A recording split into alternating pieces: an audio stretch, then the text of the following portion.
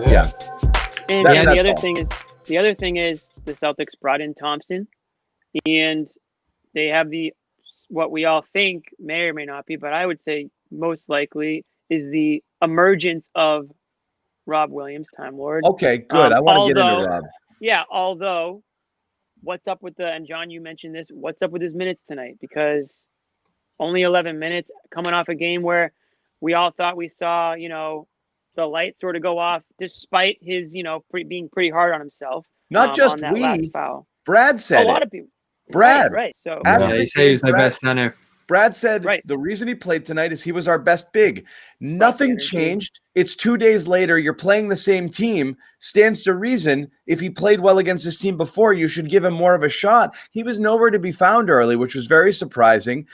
Thompson was playing extremely well, and that's fine. Nobody got into foul trouble. But Tice has been brutal right now. And so I know you don't want to give up on a guy who is so important and integral to your success last year, and he's such a revelation and really just an unsung hero last year, and everybody loved everyone was a big I don't think there's a lot of people who are not Tice guys, but right now with Thompson in there, it's hard to argue. If you're gonna lobby for minutes between the two guys, if Thompson is the anchor, I want to see more Williams than I want to see Tice. I guess it's situational. I just don't understand Williams 11 minutes because when he came in, he was dynamite again, instant energy, as Bobby mentioned. That unit that he was part of spurred the comeback. And again, you're wondering where was this?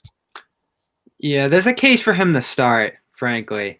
He's so good with Tatum and Brown, the pressure they take off the ball handling that they draw. If you have him diving to the rim, that's 10 instant points there over steady minutes. So it's efficient.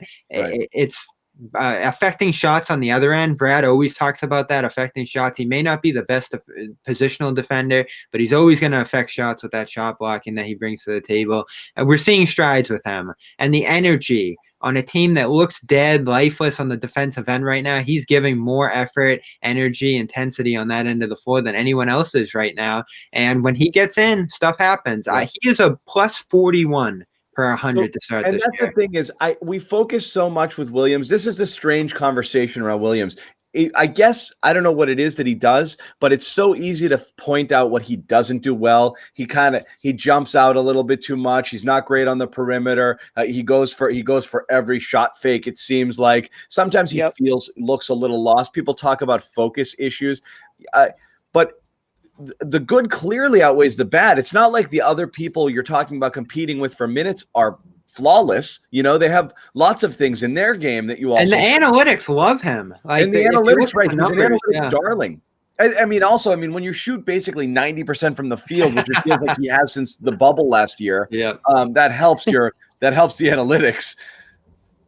But just in terms of what he does out there, he's always a plus-minus leader in limited minutes. You always see him on the floor during these runs.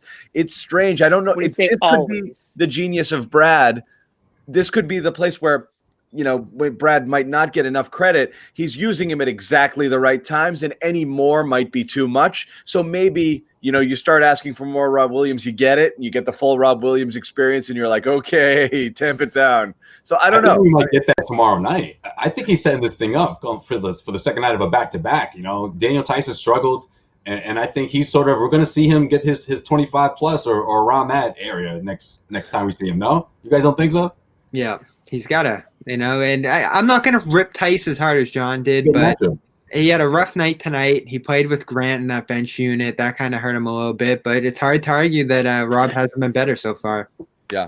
I'm not ripping him again. Just go ahead, Jimmy. No, I was going to Grant just pulling everybody down with. He is. I mean, he's been that bad. The anchor. When Grant checks in, everyone else is on the bench looking down. They're like, that third quarter was all Grant minutes. I don't want to go in. I'll go in later. I'm good, Coach. Yeah, I'm actually not feeling too well right now. They could play Tice at the 4 too in those. I mean, they start at the 4 to play these games because you got to find someone. I mean, Javonte. John, positions don't matter anymore. They don't. Positions don't even matter. You just need more. You need more space. You need more shooters. I just don't know what Tice does out there when you have another. There's no perfect option, John. I mean, when we don't love Grant there isn't either.